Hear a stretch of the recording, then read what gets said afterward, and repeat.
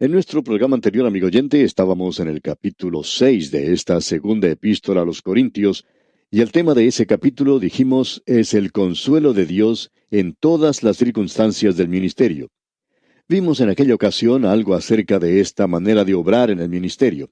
En otras palabras, Pablo nos muestra el revés, digamos, del ministro y nos permite observar qué clase de hombre debería ser. Vimos allí 28 cosas que caracterizaban al ministro. Las primeras 10 de ellas se referían a lo físico. Las 9 siguientes hablaban sobre lo mental y las 9 últimas se referían a lo espiritual. Y todo esto es muy importante. Ahora, al llegar al versículo 11, el corazón de Pablo se derrama, por decirlo así, por aquellos creyentes que estaban en Corinto. Por poco se le parte el corazón en este capítulo y también en el próximo. Veamos pues lo que dice aquí en los versículos 11 hasta el 13 de este capítulo 6 de la segunda epístola a los Corintios. Nuestra boca se ha abierto a vosotros, oh Corintios. Nuestro corazón se ha ensanchado. No estáis estrechos en nosotros, pero sí sois estrechos en vuestro propio corazón, pues para corresponder del mismo modo, como a hijos hablo, ensanchaos también vosotros. Lo que él está haciendo aquí es simplemente abriendo su corazón que está lleno de amor, y él suscita más interés en el corazón de aquellos que le aman. Pero lo interesante aquí es que aparentemente él también aguijonea el corazón de aquellos que odian a Dios y que odian su palabra, y quienes han tratado de hacer daño a los que aman al Señor y que aman las Escrituras. Nos damos cuenta que esto era igual en los principios de la historia de la Iglesia y que también continúa en la actualidad. Si usted toma una posición firme en favor de Dios, usted encontrará que realmente le va a costar algo. No hay ninguna duda en cuanto a eso. Ahora Pablo comienza a hablar sobre algo que es de suma importancia. Sin embargo, ante nosotros tenemos una sección de la Biblia que probablemente ha sido abusada y mal interpretada en gran manera. Hay quienes han interpretado este pasaje de tal forma que han hecho de lo que aquí se dice algo duro, que no tiene ninguna compasión, que no tiene corazón. Sin embargo, lo que Pablo está diciendo aquí está saliendo de un corazón tierno, de un hombre cuyo corazón en realidad se estaba partiendo por aquellos que él quería en Corinto. Y quisiéramos, amigo oyente, que usted se dé cuenta de esto, porque pensamos que es algo de suma importancia. Leamos el versículo 14 de este capítulo 6 de la segunda carta a los Corintios, que dice, «No os unáis en yugo desigual con los incrédulos, porque ¿qué compañerismo tiene la justicia con la injusticia? ¿Y qué comunión la luz con las tinieblas?» Encontramos aquí algo que se abusa bastante hoy. Si uno siquiera pasa cerca de una iglesia de carácter liberal, alguien va a decir que usted ya se ha unido en yugo desigual con los incrédulos. Pero Pablo está hablando aquí de la mundanalidad existente, así como de los pecados de la carne. Hay muchos de esos llamados creyentes separados, que son probablemente tan mundanos como el que más.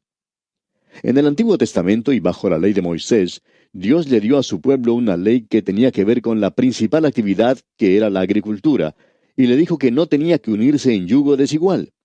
Eso es lo que Pablo está diciendo aquí, y él se está refiriendo a esa ley de Moisés, donde Dios dice que ellos no debían unir en yugo a un buey y a un asno.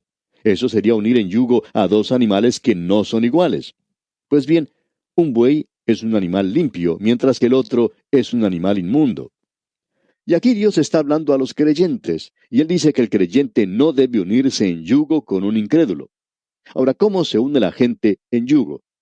Bueno, se unen en yugo en cualquier forma de unión real y permanente, tal como una empresa de negocios, una sociedad, un matrimonio o una empresa a largo plazo. Por cierto que el matrimonio es la unión en yugo de dos personas. Un creyente nunca debe casarse con un incrédulo.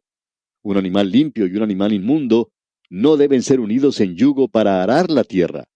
Un hijo de Dios y un hijo del diablo no pueden unirse en yugo y tratar de alcanzar juntos las metas de sus vidas.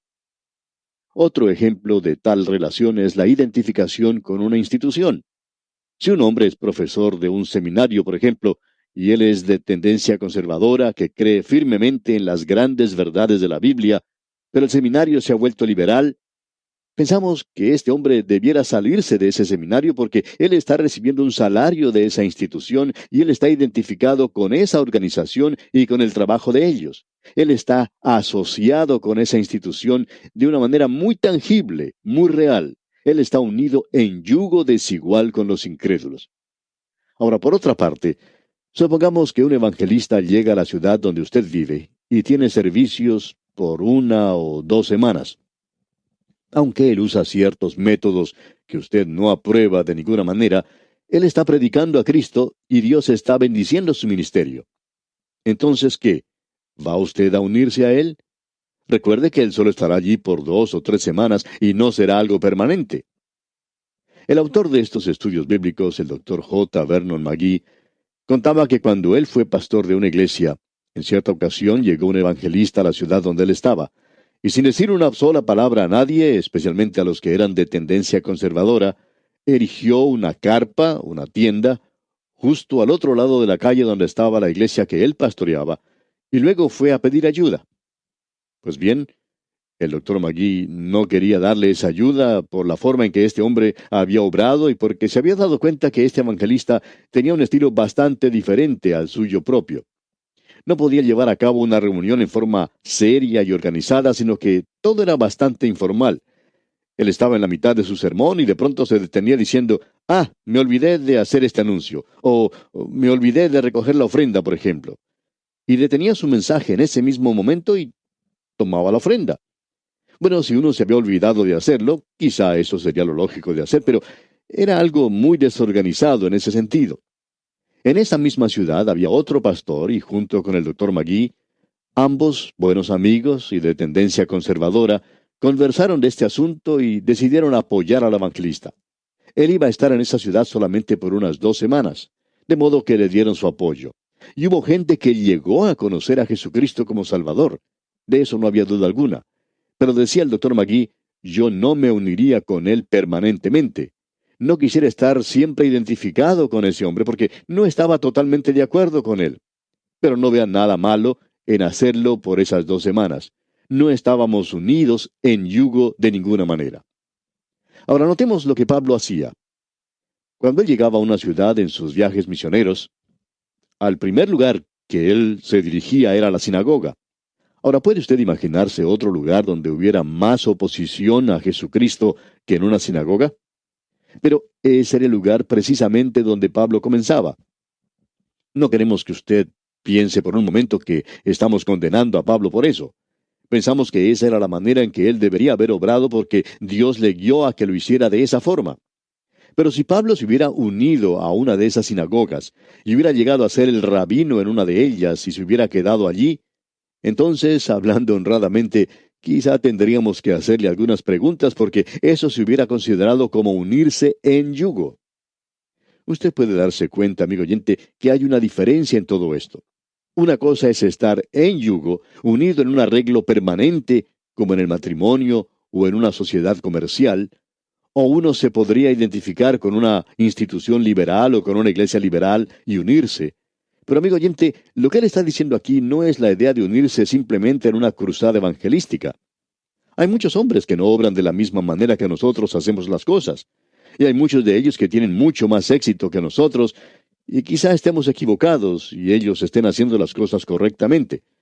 Pero pensamos y así sentimos que estamos en lo correcto y continuaremos haciendo las cosas como hasta ahora. Pero eso no me va a mantener aparte o va a impedir que yo tenga comunión con estos hombres solo porque estén haciendo las cosas de una manera diferente a como yo las hago, siempre y cuando ellos prediquen el mismo evangelio que yo predico y crean que la Biblia es la palabra de Dios. Y Pablo no está hablando de eso aquí. Él está hablando de unirnos en yugo con los incrédulos, como lo aclara en el siguiente versículo, el versículo 15 de este capítulo 6 de la segunda carta a los Corintios. Dice, ¿y qué concordia Cristo con Belial? ¿O qué parte el creyente con el incrédulo? Pues bien, ciertamente uno no tiene nada que ver con ellos. Yo no tengo nada que sea permanente y no me estoy uniendo con ellos de esta forma en ninguna manera.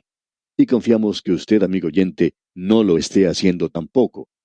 Pero no nos vamos a poner a juzgar aquí a algún hombre porque esté haciendo las cosas de una manera diferente a lo que las hacemos nosotros. Luego el apóstol dice en la primera parte del versículo 16 de este capítulo 6: ¿y qué acuerdo hay entre el templo de Dios y los ídolos? Ahora él está hablando en contra de la idolatría.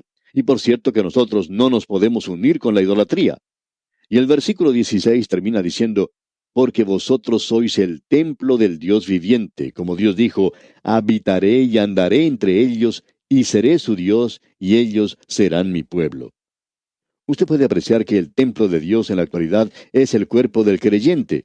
Nosotros somos el templo del Espíritu Santo. Ahora el versículo 17 dice: por lo cual salid de en medio de ellos, y apartaos, dice el Señor, y no toquéis lo inmundo, y yo os recibiré. Pablo está hablando definitivamente aquí acerca de la idolatría, acerca de la infidelidad en esta clase de cosas, y en cuanto a unirse a esto permanentemente. Lo que él está indicando aquí es que uno no se debe identificar con esto en una forma permanente. Ahora, quizá uno trate de extender o de estirar esto un poco más allá de lo que en realidad Pablo está diciendo, y uno no se une a una cruzada evangelística o a algún hermano que llega a la ciudad y uno no lo va a escuchar. Eso es tomar esto que está saliendo de un corazón tierno, de un hombre que tiene su corazón partido y que está siendo amable y cariñoso, y hacerlo aparecer de una manera dura. Y esto no debería hacerse así. Por otra parte, necesitamos reconocer que debe haber una separación de aquello que tiene mundanalidad hoy. Cuando uno tiene oportunidad de viajar y visitar diferentes iglesias, puede llegar a conocer a pastores y hombres dedicados que están haciendo las cosas de una manera diferente. Ellos tienen a su cargo obras que muestran que son verdaderamente dedicados, y esto ha sido una parte del ministerio que da mucha recompensa, ha sido bastante fructífera también.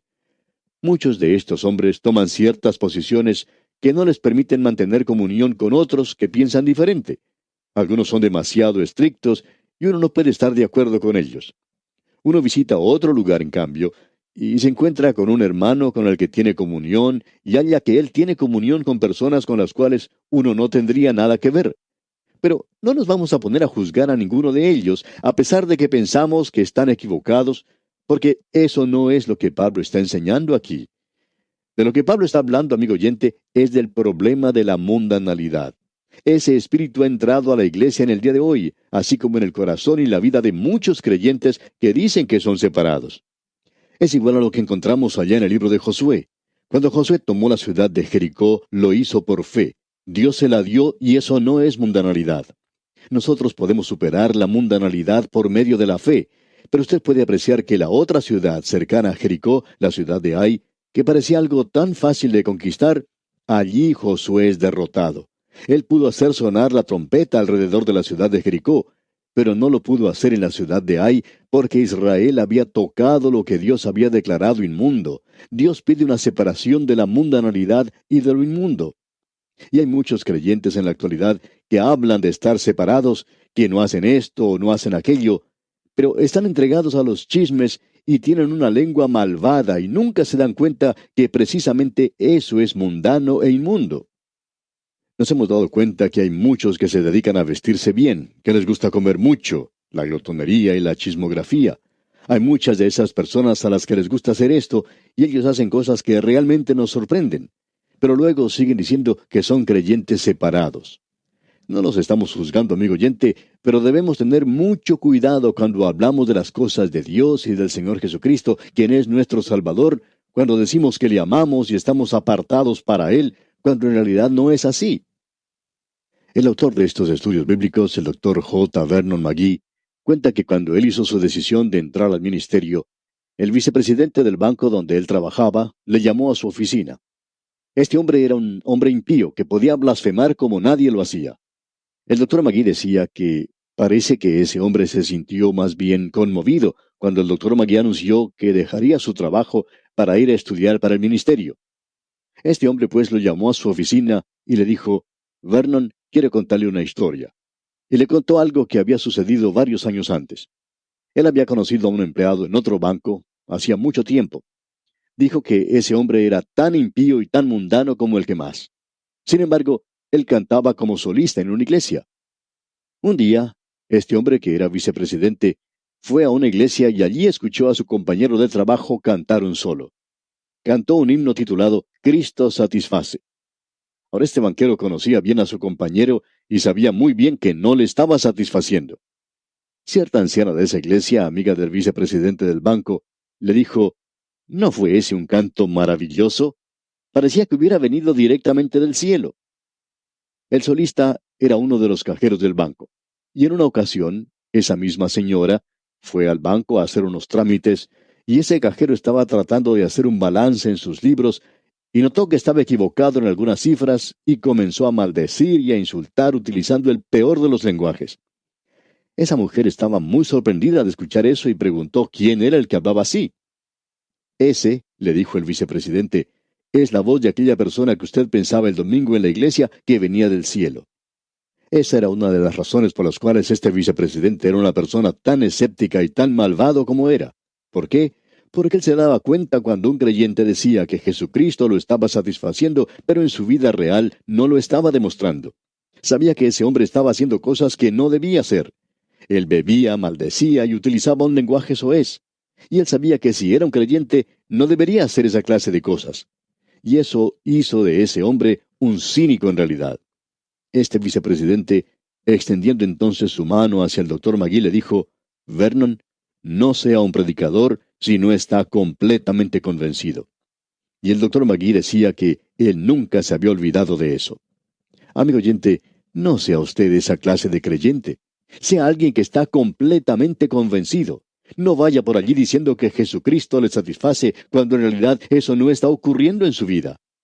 De eso es de lo que Pablo está hablando aquí. Leamos ahora los versículos 17 y 18 de este capítulo 6 de la segunda carta a los Corintios.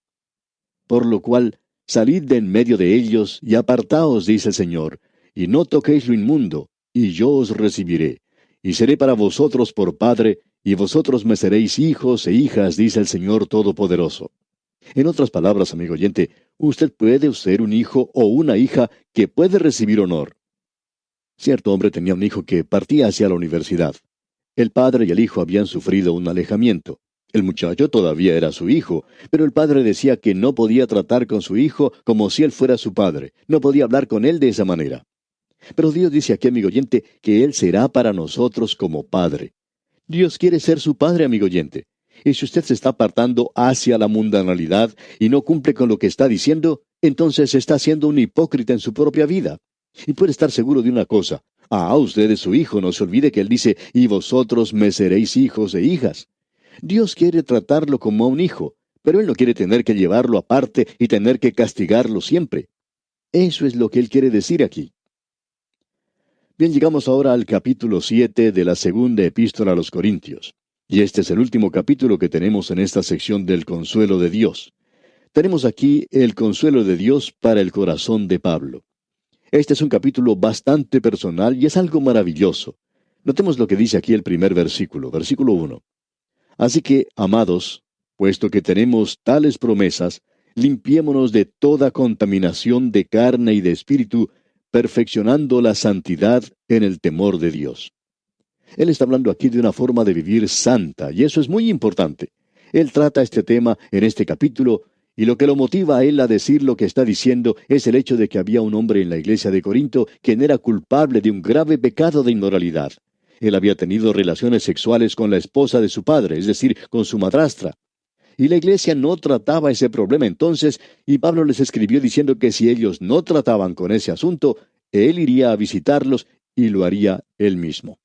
De modo que ellos separaron a este hombre de su comunión. Más adelante este hombre se arrepintió, él confesó su pecado, y la iglesia había actuado bien al tratar ese asunto de esta manera. La carta de Pablo tuvo el resultado apetecido. Ahora, cuando Tito regresó de Corinto y le informó de lo que ocurría, le dijo que este hombre había estado derramando lágrimas por su pecado, que él se sentía indigno de cualquier clase de reconocimiento. La iglesia de ese lugar estaba determinada ahora que iba a mantener las cosas bien limpias. Entonces, dice Pablo aquí, así que, amados, puesto que tenemos tales promesas. Ahora, ¿de qué promesas está hablando Pablo? De las mismas que acabamos de leer en el capítulo 6, en los versículos 17 y 18. Pues vamos a ver esos versículos que dicen, por lo cual, salid de en medio de ellos y apartaos, dice el Señor, y no toquéis lo inmundo, y yo os recibiré, y seré para vosotros por padre, y vosotros me seréis hijos e hijas, dice el Señor Todopoderoso. Dios dice, si me obedecéis, haced esto. Bien, Dios puede decir, yo voy a ser un verdadero padre para ustedes, y ustedes me serán hijos e hijas, y los puedo tratar como tales. Ahora tenemos que reconocer aquí que no nos podemos limpiar a nosotros mismos. Pablo está diciendo, limpiémonos de toda contaminación. Bueno, nosotros no podemos limpiar nuestras propias conciencias de la culpa del pecado. Dios ha hecho eso a través de la muerte de Cristo y del derramamiento de su sangre preciosa. Yo no puedo quitarme la mancha aún de esta conciencia culpable. Ahora, si nosotros hemos sido limpiados de nuestros pecados por la sangre de Cristo, entonces nuestros corazones necesitan una limpieza diaria. Y esto es por medio de la fe en la palabra que Dios nos ha dado. Cuando recibimos la palabra en fe y actuamos sobre ello, entonces nos limpiamos de toda la inmundicia de la carne y del espíritu. Y eso es lo que quiere decir, amigo oyente, cuando el Señor Jesucristo dice, santifícalos en tu verdad. Tu palabra es verdad. O sea que el mejor jabón en el mundo para limpiar es la palabra de Dios. Lo va a limpiar a usted completamente, amigo oyente. Ahora Pablo está diciendo que debemos limpiarnos de toda contaminación de carne y de espíritu. Hay una diferencia entre la contaminación de la carne y la contaminación del espíritu. Son dos clases de pecado. Todo pecado es inmundicia ante los ojos de Dios, y todo pecado es contaminación. Pero la contaminación de la carne creemos que se refiere a aquellos pecados del cuerpo. Y luego la contaminación del espíritu se refiere a los pecados del espíritu. Y eso, amigo oyente, lo veremos en nuestro próximo programa porque el tiempo por hoy se nos ha agotado. Hasta nuestro próximo programa, amigo oyente, que las incontables bendiciones del Señor reposen en usted, ahora y siempre.